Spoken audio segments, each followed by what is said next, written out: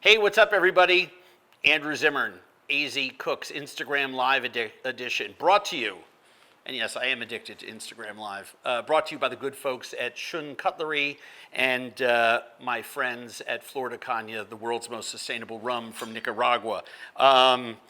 Normally we have like cool little things to show you what our sponsors do, but this is really amazing. I encourage you to follow Shun on their Instagram and Twitter feeds and Facebook pages or whatever social media you like. And if you're not into social media, but you just like to log on here and watch me cook, by all means, check out Shun's website.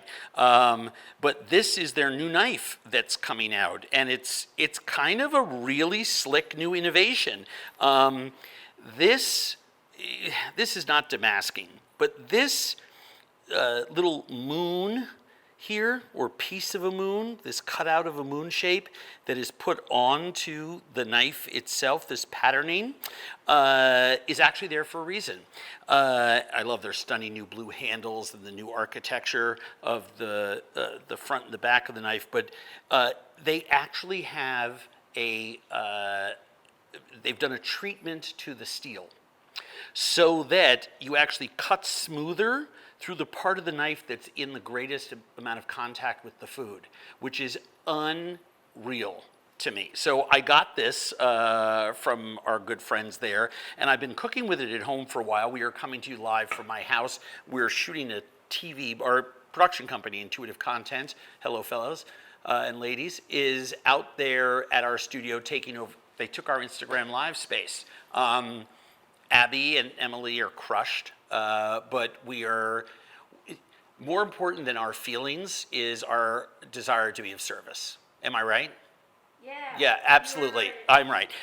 So here we are. We trucked out to my house and we're doing this here. Thank you.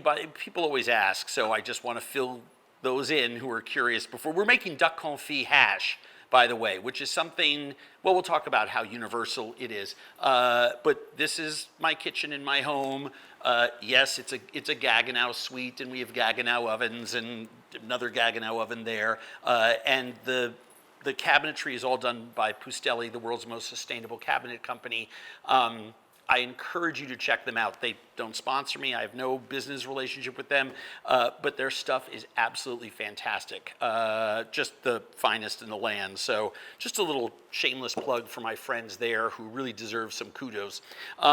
So here's why hash is great. All this week on Instagram, we've been featuring alternative meats for your Thanksgiving. Some people don't want to do a turkey. Some people have a big crowd and they do a turkey and a ham, right? Or a roast beef, or a pork roast. Some people just do that during the week. They have a big family, you want leftovers. Please, please, please add hash to your repertoire of leftovers. We've sort of mocked up a couple pieces. If you have roasted rutabaga, or this is just a handful of rutabaga that we, serve with thyme and salt, something that you might have as a weeknight side dish, right? We've got some fennel pieces that are cooked. These are raw ingredients, obviously. Different types of root vegetables, apples even. You may have all kinds of stuff in your fridge from these big sort of holiday meals. And what's better the next day than hash? I don't know. So without further ado, let me turn this down to a boil because I'm going to poach an egg at the end of all this. I finish with butter, but I start with oil just because that way I can get away with less total grams of fat in my dish. And obviously, the first thing that I want to cook is going to be the stuff that takes the longest to crisp. Things like even leftover potatoes, mushrooms, onions, carrots. If you're using fresh potatoes because you don't have any leftovers and you have some, circles of potatoes, just an attractive cut, by all means use those. But you want to sort of put them in and let them toast in the pan in an order that's conducive to the hash itself. You can always push things to the side. I'm going to try to make a portion of one. The recipe, I think, is enough for 2 or 3. There are many ways to deal with leftover baked potatoes. You can crunch them off and fry them and get these wonderful irregular shapes.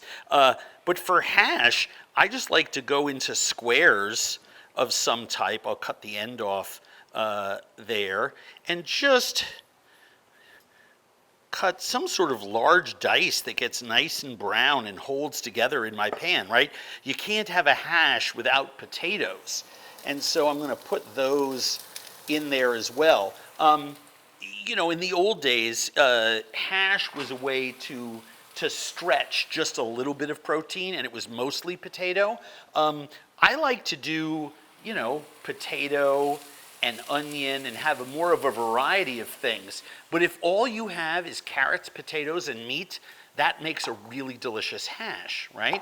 I've got some batons of carrots, right? Just simple, nothing too hardcore, right? It's nice to have different shapes in there, you know, thin slices of the mushroom, cubes of the potato, right? Just different shapes of different things, right? What do we have here? I have a beautiful piece of roasted fennel. Let's just cut that so that all falls apart. By the way, leftover roasted fennel, great for a salad. But we're going to throw that into our hash. We'll show you a close-up of our hash in a minute. Everything, I'm not stirring. I just want it to get nice and brown, right? That's the most important thing. I've got, you know, this rutabaga. You may have parsnip or some other kind of root vegetable. Sunchokes are great in this. But look at those colors that we now have. It looks so autumnal, right? What do we season our hash with? Salt and pepper.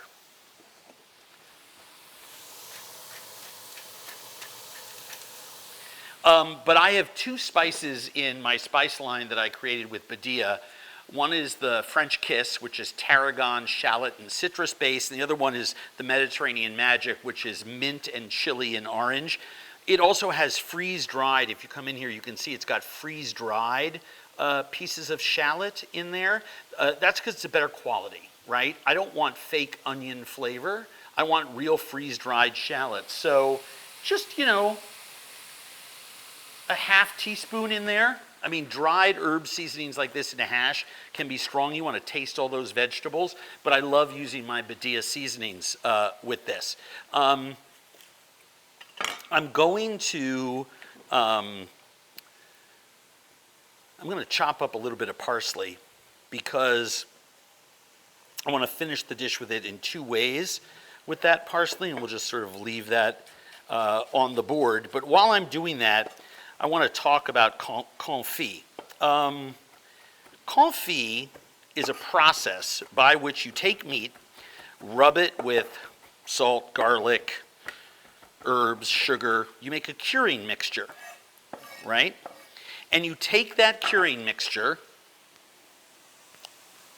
I knew I had a towel. You take that curing mixture and you let it sit for a couple of days, then brush the curing mixture off, and you actually poach the legs in its own fat at like 220 degrees for 8-12 hours. And then you store it in the fat, right? Now, some hobbyist cooks love to do that. Some people love to buy duck confit.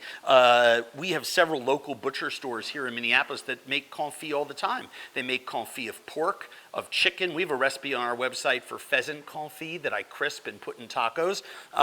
D'Artagnan, again, I'm just a customer of theirs. I don't have a relationship with them. But D'Artagnan has individual pieces of duck confit that come like this.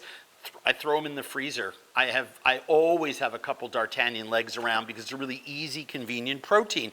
And the meat shreds right off the, I mean, it just comes off the bone in a nice little shredded pattern like that, right? Super easy. I'm adding some parsley here.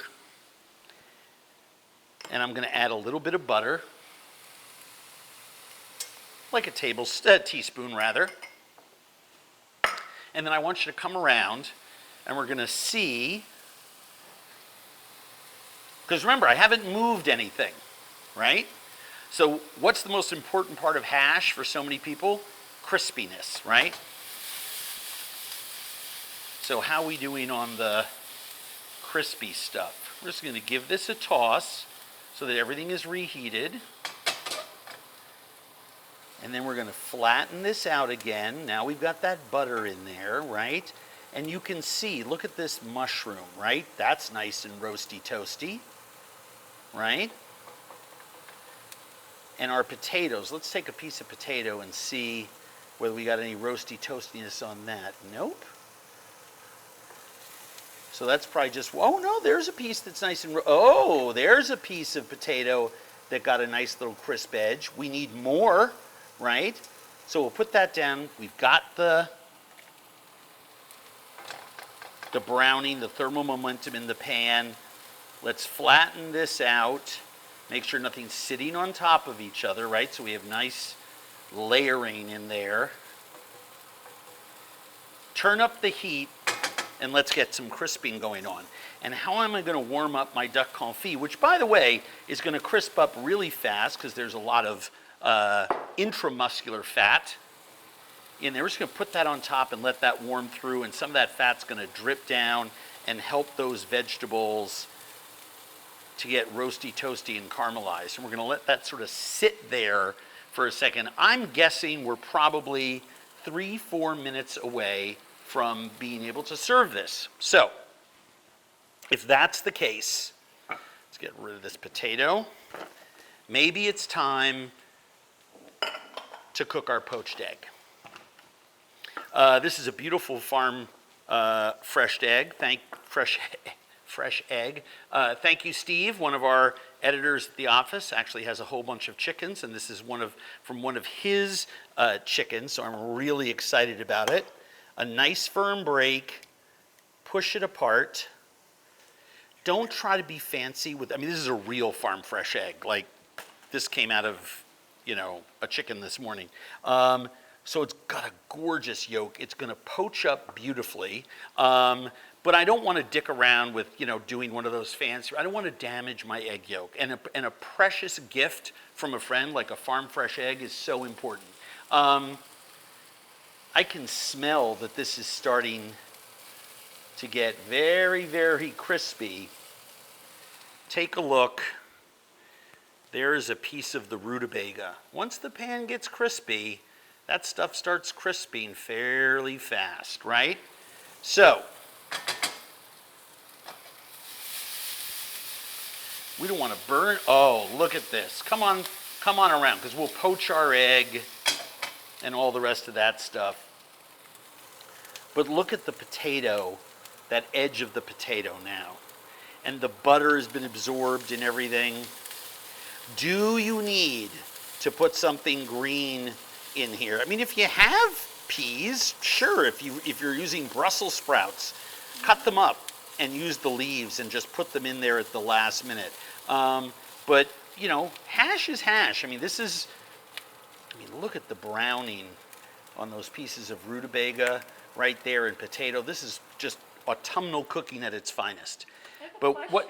Oh, sure. Go right ahead. Well, hold on one second, because this is what's important. We have a light simmer going on our pot here of water that has a few tablespoons of vinegar in it. So I'm just going to slip that egg in there. And I'm going to ultimately I'm going to slide this out with maybe this spoon. And I'm just going to agitate the water to free that egg up off the bottom. And we're going to poach that egg to put onto our hash. Yes, what's the question? Is there a reason you cut it up into chunks, the potato up into chunks? Is that just like a personal preference? Yeah, I mean, like, here's the deal, right? This is a yummy, delicious hash of my making. You can cut things into any shape that you like. What's important with shape selection is you don't want anything so big that it causes you a problem, because some pieces are getting hot while others aren't. Make a little place to seat your egg, right? I've broken a lot of eggs in my life putting it on something that was sharp. Now, all I'm doing here is just testing my egg. It's still a little rare. It's just simmering along. But I want to make sure that my egg is going to sit there and not just break and get all runny. But that is as stunning. Here's my leftover. I would have made 2 plates of this, but sadly, you're not here with me. What else you got? What is your hat? Oh, this hat? Disc golf. There's a lot of people. I'm not a big Dodgers fan. Yeah, there's a lot Yes. of people thinking it was a Dodgers hat. No. I'm a disc golf fan. Are you not a Dodgers fan? I like the Dodgers because I have several friends that live in Los Angeles who literally, if the Dodgers lose, or worse than losing, if a coach or especially a coach or manager makes a mistake that costs them a game, not a player, but a coach or manager, unless it's a player whom they have called out on the carpet for months, who cost them a game, they get very mad at a player. But they live and die by the Dodgers. And I like to support them because they take me to games and they have really good seats. Yeah. Someone before wants to know where they could buy your spices. Oh, the spices are available. We have a, hold on, let me get my egg. If they just go to our website, all of the information is right there. You can get them at Walmart, at ShopRite on the East Coast. Badia.com is changing their website. Our partner who makes the blend is changing their website so that it's easier for you to order singles and multi-item 6-packs. But the link to all of them is at andrewzimmern.com for right now, or badia.com, or stroll right down to Walmart or ShopRite and you'll find it there. Other stores are coming online now that we're out of COVID. This is well, I'd like to think it's a perfect poached egg. I mean, it's got that gorgeous oval flavor. Remember what I said before about sitting or seating the egg? So there it's got a lovely top. And now I'm just gonna cut a little That's the best question we've gotten all day. fine parsley. What's that? Where's JP? That's so funny. Oh, see, a little parsley and it went all over the place. All right, so of course the good sign of every hash though is how does it taste? So let's see how this works out. Oh, and by the way, whether you're using ham, roast beef, it does not matter. Use something fun that you like. I love it with duck confit because the duck confit has a salty, fatty, unctuous quality I just love. But hash is meant to be made with leftovers from whatever you have in your kitchen. Now I have to tell you, the combination of things like the starchy potato, the sweet onion, that umami-rich mushroom, that incredible sweetness from the rutabaga, the fennel. That's out of sight. And of course,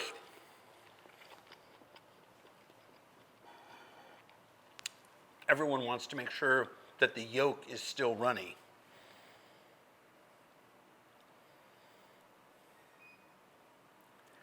That's a perfectly cooked poached egg. By the way, so embarrassing that we're at my house because you hear that little beeping. That means my washer is done. Earlier, my computer was going off as my emails came in because I left the lid open. It's the little things. Couple words. Thanksgiving is coming up. We did alternate meats for Thanksgiving this week. I think we still have a few more. On my website, there are a gazillion Thanksgiving recipes, hors d'oeuvres, desserts, side dishes, a 3-day work plan for you so you know when to get your turkey, make your gravy, do the do-aheads, when to brine, why to brine, when not to brine. I don't brine because I like to stuff my bird and make my gravy in the pan. But it's super, super, super important. If you have any questions about Thanksgiving, send them in now. We're happy to answer them. We have so much material on our website.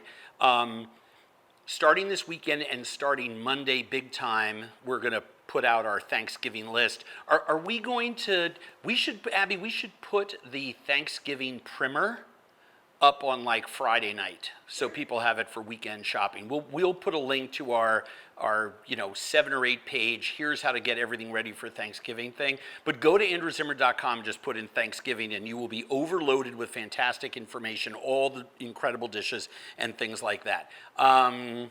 What else did I want to say about the holiday?